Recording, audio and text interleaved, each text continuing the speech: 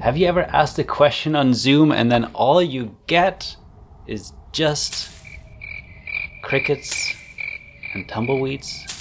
Or maybe you've sent all of your participants to a breakout room only to realize that half of them drop off and they suddenly disappeared. Or maybe you have this really fun activity planned that involves people's cameras, yet half of the people's cameras are off and you're not even sure if they're still sitting in front of their computer. Well, the thing that I've learned after facilitating hundreds of virtual gatherings, workshops, experiences is that there's a few really important factors that will make participants turn their cameras on, that will make them blow up the chat with messages and in the end engage with your content and stay until the end, leaving wanting more. Man, that sounds super salesy, but it is true.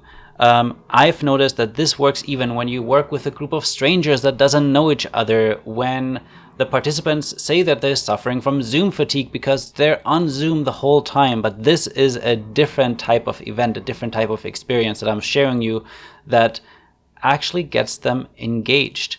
And also, all of the tips that I share in this mini workshop work if they cannot turn on the camera because maybe they have bad internet connection or their devices simply don't have a camera. Because the one thing I've learned is having your camera on doesn't necessarily mean that they're engaged, and having the camera off doesn't mean that they're not engaged. So in this workshop, I'm really excited to share with you the small but important engagement ideas that you can do to prime your participants before the event that will make a huge difference once they actually show up.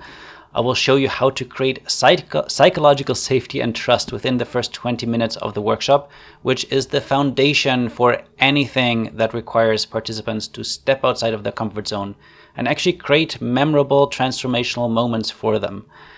I will show you how to read the Zoom room, something that is almost impossible to do compared to in person. I will show you some tricks on how I do that in my virtual events. And lastly, I will share with you my inclusive debrief framework, which will highly increase anytime you ask a question, will highly increase the number and quality of sharebacks and responses you get from your participants. So if you are a trainer, facilitator, team leader, conference organizer, event planner, educator that leads live group experiences, then you want to check out this recording, which I actually edited into 6 digestible little videos so you can watch them on your own time and it doesn't take a lot of time.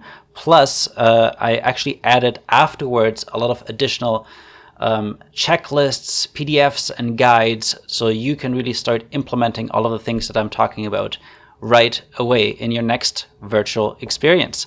So I hope that you check it out, because wouldn't it be fun if you could get from the crickets to your participants feeling connected and engaged within the first 20 minutes. All right, I will see you there. Bye.